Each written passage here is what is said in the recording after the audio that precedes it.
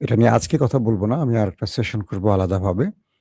আজকে আমার যে বিষয়বস্তু আছে আলোচনা সেগুলো অনেকগুলো বেশ গুরুত্বপূর্ণ। আমি একটু স্টুডিওতে আছি এই মুহূর্তে লাইভটা শেষ করে। বাহিরে একটা জরুরি কাজের জন্য যাব। তারপরেও আপনাদের বেশ কিছু খবর দেওয়ার জন্য আসছি। প্রথম কথা হলো গত রাত থেকে মধ্যপ্রাচ্যের দৃশ্যপট পাল্টে যাচ্ছে। মধ্যপ্রাচ্য এক ভয়ঙ্কর যুদ্ধের দিকে এগিয়ে যাচ্ছে।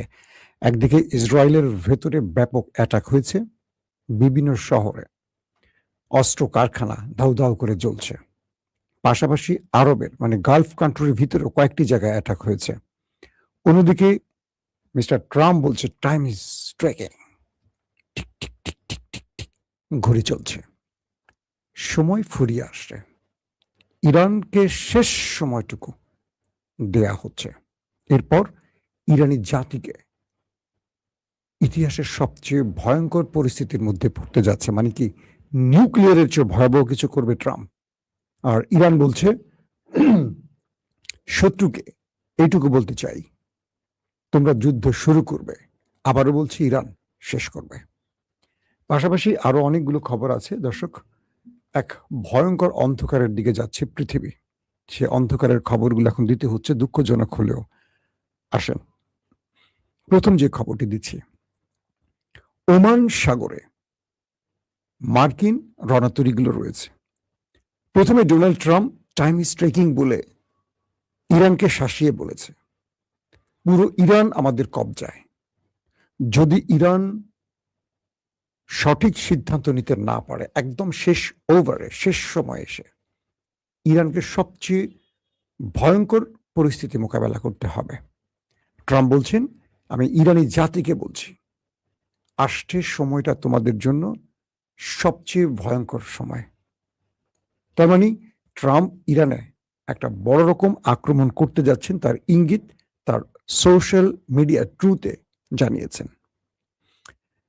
পাশাপাশি ট্রাম্পের এই হুমকির পাশাপাশি আরো বলা হয়েছে পুরো ইরানকে তারা চারদিক থেকে ঘিরে ফেলেছে এবং ইরান যদি এই অল্প সময় একদম লাস্ট টাইমে কোনো সঠিক সিদ্ধান্ত নিতে না পারে তাহলে ইরান শেষ। এবং ট্রাম্প বলছেন বা মার্কিন যুক্তরাষ্ট্র বলছে ইরানের কোনো প্রস্তাব গ্রহণ করা হবে না, না হরমুজ তাদের দেয়া হবে, না নিষেধাজ্ঞা প্রত্যাহার করা হবে, না তাদের ফ্রিজ হওয়া অর্থ ফেরত দেওয়া হবে, কিচ্ছু দেয়া হবে না। নিউক্লিয়ার ইস্যু ছাড়া ইরানকে কিচ্ছু দেয়া হবে না। এবং ইরানকে আমরা চারদিক থেকে ঘিরে ফেলেছি। ইরান সবচেয়ে বড় আঘাতের মুখোমুখি হতে যাচ্ছে। যে তুফান আসছে, এই তুফান ইরানকে ধ্বংস করে ফেলবে, পুরো জাতিকে ধ্বংস করে ফেলবে। পুরো জাতি শব্দটা তেহরান বা ইস্পাহান বা এরকম একটি শহর নয়, পুরো জাতিকে মুছে ফেলবে। তার মানে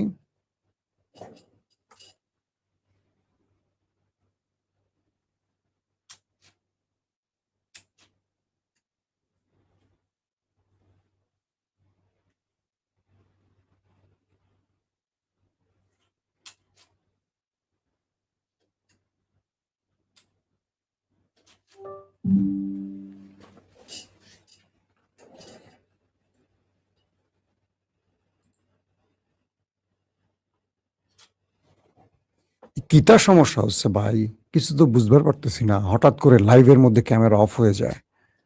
হ্যাঁ, এই প্রিয় বাবু, তো এখন যে অবস্থাটা হয়েছে, আমার চেহারা কি একটু ডিফোকাস মনে হচ্ছে নাকি? আমার তো তাই মনে হচ্ছে। ক্লিয়ার কি দেখছেন নাকি আমার চেহারা একটু ঘোলা ঘোলা লাগছে? তো এই পরিস্থিতির মধ্যে ইরানকে যে হুমকি ট্রাম্প একটার পর একটা দিচ্ছেন, এটা ভয়াবহ একটা ব্যাপার তৈরি হয়েছে যে ইরানকে তিনি মুছে ফেলতে চান, একেবারে মানচিত্র থেকে মুছে ফেলবেন, এই হুঁশিয়ারিটা দেওয়া হয়েছে। এখন এই পরিস্থিতির মধ্যে ইরান পাল্টা কি জবাব দিয়েছে চলেন আমরা সেটা একটু শুনি। কাম আমার স্টুডিওতে একটু আসো বাবা। তো ইরান পাল্টা জবাবে বলছে আমেরিকাকে, ওমান সাগর হবে আমেরিকার জন্য কবর। ঠিক এই ল্যাঙ্গুয়েজটা উচ্চারণ করছে ইরান, কারণ ওমান সাগরে এখন আমেরিকা অবস্থান করছে। বলছে ওমান সাগর হবে আমেরিকার কবরস্থান, আমেরিকার রিফ্রেশ বাটনটা একটা ক্লিক করো।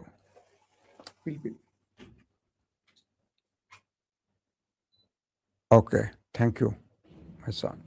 আমার ছেলে এসেছিল স্টুডিওতে, আমার ফোকাসটা ডিফোকাস সেটা কারেকশন করে গেছে। সবাই দোয়া করবেন আমার ছেলের জন্য, ক্লাস 5 এ পড়ে, বাবাকে সব কাজে হেল্প করে। তার টেকনোলজি সম্পর্কে আমার চেয়ে ভালো আইডিয়া। আমি যখন কোনো টেকনোলজির কোনো একটা বিষয় বুঝি না, আমার যারা টেকনিক্যাল ম্যান তাদেরকেও মাঝে, মাঝে পরামর্শ দেয় সে। দর্শক, একজন লিখছে, মাসুম ভাই চ্যানেলের ক্যাপ ছায়া লাগছে। ক্যাপে ছায়া লাগেনি, ডিফোকাস হয়ে গেছে। ক্যামেরা যখন আবার অন হয়ে অফ করছি, অফ থেকে অন করছি। তো বলে ইরান বলছে যে ওমান সাগর হবে আমেরিকার কবর, এবং আমেরিকার যুদ্ধ জাহাজ, সেনাবাহিনী, রণতরী যারা এ অঞ্চলে প্রবেশ করেছে তাদের জন্য কবর। তার মানে আমেরিকা ইরানকে, ইরান আমেরিকাকে ভয়াবহ হুমকি দিচ্ছে, একদম কবর আর ধ্বংস করে ফেলবে, জাতিকে ধ্বংস করে ফেলবে। এই দুই ধরনের বার্তাগুলো দুই পক্ষ থেকে আসছে। এখন প্রশ্ন হলো, যুদ্ধবিরতিটি যখন মানে 80 দিন হয়ে গেল যুদ্ধ এবং যুদ্ধবিরতি, ইরান আমেরিকা ইসরায়েলের লড়াইয়ের আজকে প্রায় 80তম দিন। এর মধ্যে 40 দিন যুদ্ধ আর 40 দিন গেছে সিজ ফায়ার। মার্কিন গণমাধ্যমগুলো টাইমস, কে বলে, নিউ ইয়র্ক টাইমস থেকে শুরু করে আরো অনেকগুলো গণমাধ্যম বলছে আমেরিকা ইসরায়েল একটা বড় আক্রমণের পরিকল্পনা করছে। তো এরই মধ্যে আপনারা আমার চ্যানেলেও দেখেছেন, কালকে ইসরায়েলের মধ্যে ব্যাপক অ্যাটাক হয়েছে।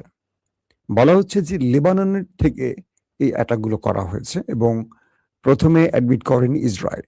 তাদের যে অ্যারো মিসাইল কারখানাটা, যেখান থেকে অ্যারো 2, 3, 4 এই যে আকাশ প্রতিরক্ষা সিস্টেমের যে মিসাইলগুলো তৈরি করে ইরানের ব্যালিস্টিক মিসাইলকে ইন্টারসেপ্টের জন্য, সেই কারখানায় হামলা হয়েছে। তারা বলছে যে এটি আমাদের একটি কি বলে, নিজেদের একটি কি বলে এটাকে, টেস্ট, কোন একটা কিছু টেস্ট করছে তারা।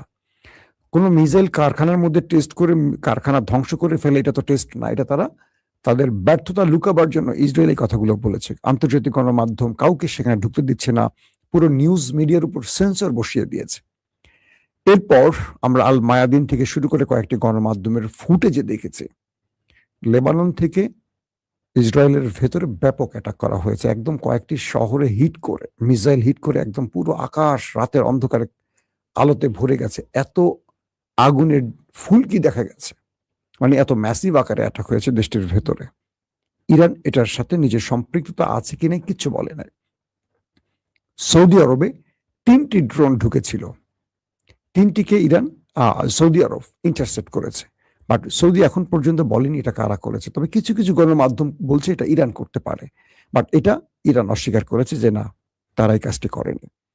পাশাপাশি আরব আমিরাত কয়েক দফা হিট হয়েছে। এর মধ্যে আরব আমিরাতের আল বারাকা পারমাণবিক বিদ্যুৎ কেন্দ্র আক্রমণ হয়েছে। 3টি ড্রোন হিট করেছে, 2টো ইন্টারসেপ্ট, একটা অ্যাটাক করেছে। এটা নিয়ে রাফায়েল গ্রোসি, যিনি পারমাণবিক প্রকল্প অর্থাৎ IAEA এর প্রধান, তিনি বলছেন যুদ্ধে নিউক্লিয়ার সাইটগুলো সবসময় যুদ্ধের বাইরে থাকে। এটা হুমকি, মানে যুদ্ধ শুধু নয়, পৃথিবীর জন্য হুমকি। যারা করেছেন তাদেরকে বলছেন যে এটা ভয়ঙ্কর কিছু, এটা উচিত নয়। আর আরব আমিরাত বলছে এটি সন্ত্রাসী হামলা। এখনো আরব আমিরাত বলেনি এটা কারা করেছে। এর মধ্যে যে পরিস্থিতিটা নতুন করে তৈরি হয়েছে সেটি হলো ইয়েমেন, অর্থাৎ আরবের কয়েকটি দেশে কাল রাতে কিন্তু হামলার ঘটনা ঘটেছে। আমি কিছু ইঙ্গিত আপনাদের দিয়েছি, ইসরায়েলে হয়েছে। আমেরিকা ইয়েমেনে কয়েকটা অ্যাটাক করেছে। তো এই অ্যাটাকের মধ্যে ইয়েমেন আমেরিকার কয়েকটি ড্রোনকে ভূপাতিত করেছে ইয়েমেন, এবং তাদের যে হেলফায়ার মিসাইল আছে এটিকেও ইন্টারসেপ্ট করেছে বা ধ্বংস করেছে। ইন্টারসেপ্ট বলবো না, ধ্বংস করেছে বলবো ইয়েমেন। এবং ইয়েমেন বলছে তারা যে কোনো সময় বাবুল মান্দাব বন্ধ করে দেবে। হরমুজ তো বন্ধই আছে, বাবুল মান্দাব বন্ধ করে দিলে গালফ কান্ট্রির হাতে হারিকেন ধরে যাবে। এই পথটি ছাড়া আর কোনো পথ তাদের জন্য খোলা থাকবে না। তো এই পরিস্থিতির মধ্যে ইরান যে বলল যে পৃথিবী যা দেখেনি আমরা তা দেখাবো, এখন এই ইরান কি দেখাবে আসলে, এটা নিয়েও অনেক জল্পনা কল্পনা চলছে। অনেকে বলছে যে ইরানের কাছে এমন ধরনের মিসাইল আছে যেটা তারা প্রকাশ করেনি, এটা এই যুদ্ধে তারা ব্যবহার করতে চায় শত্রুর বিরুদ্ধে। সেই মিসাইলগুলো লঞ্চ করা হয়েছে ইরানের পক্ষ থেকে, একাধিকবার এই কথাগুলো বলা হয়েছে।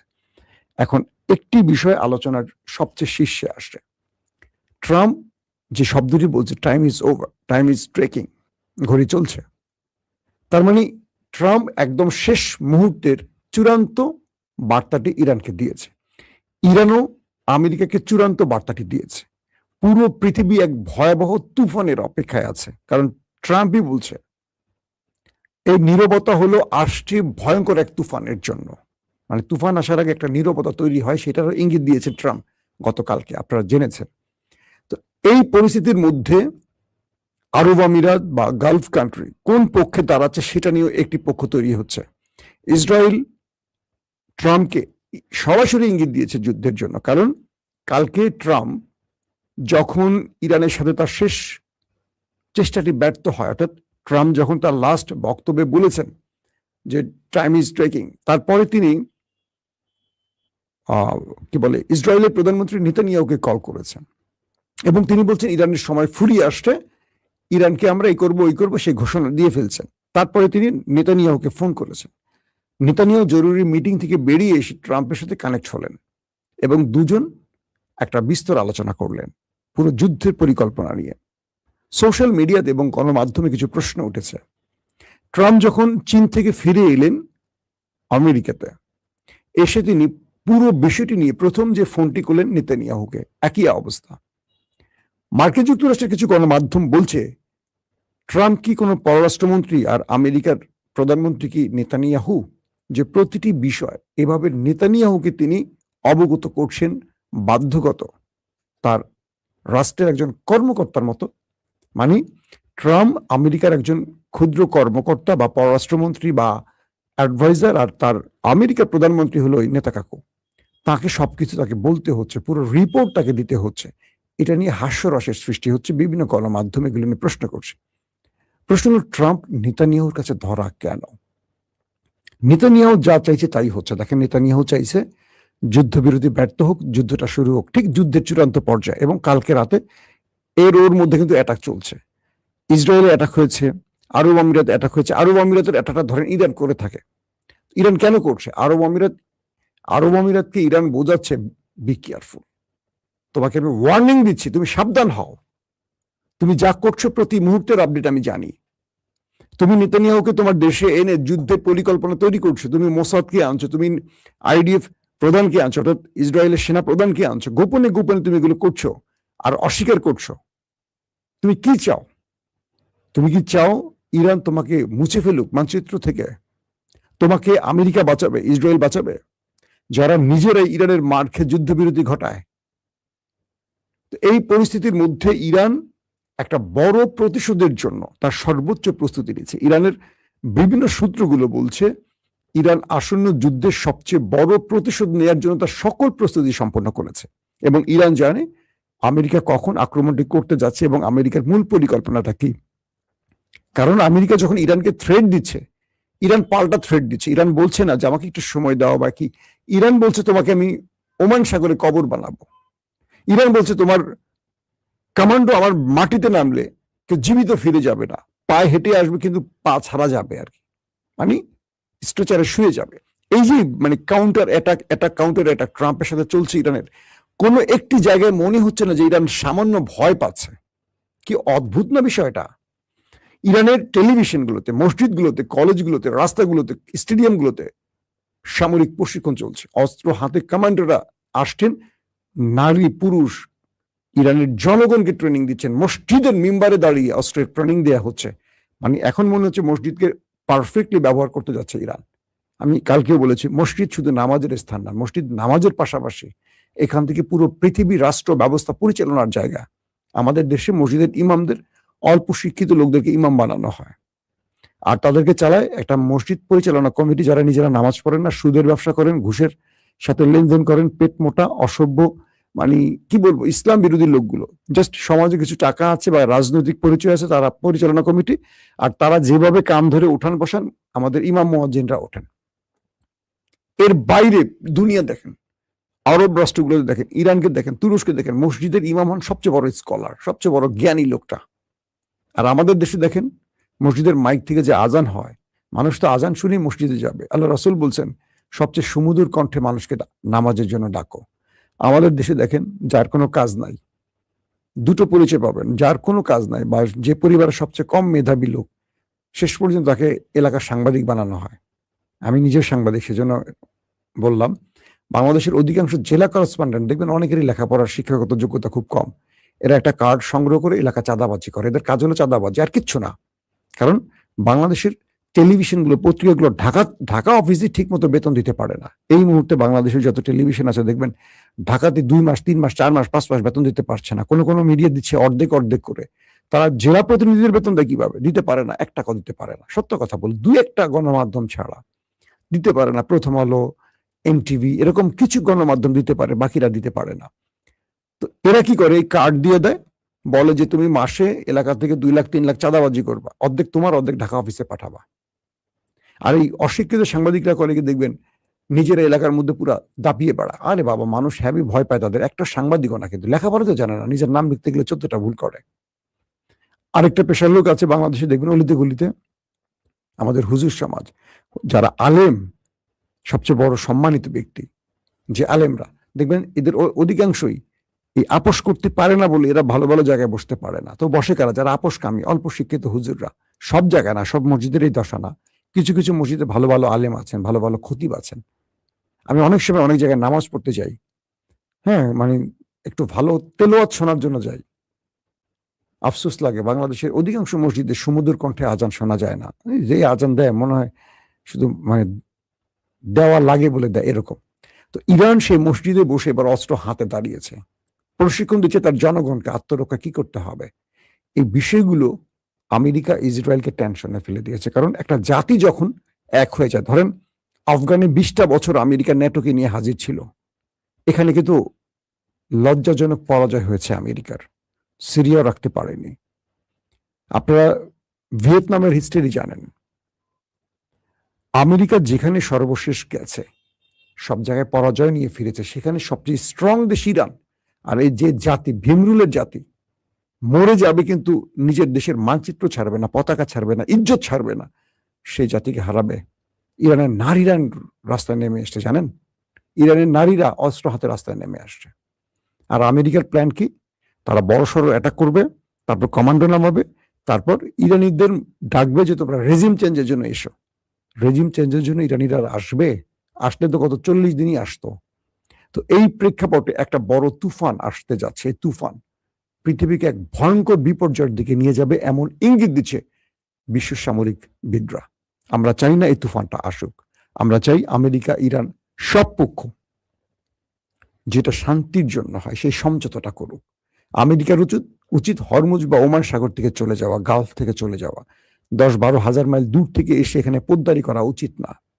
ইরানের উচিত পুরো পৃথিবী, যেমন আমরা দরিদ্র দেশ, তেলের সংকটে তেলের দাম কয়েক গুণ বেড়ে গেছে, আমাদের কৃষকরা খুব চাপে পড়ে গেছে, আমাদের অ্যাটলিস্ট একটু ছাড় দেওয়া উচিত।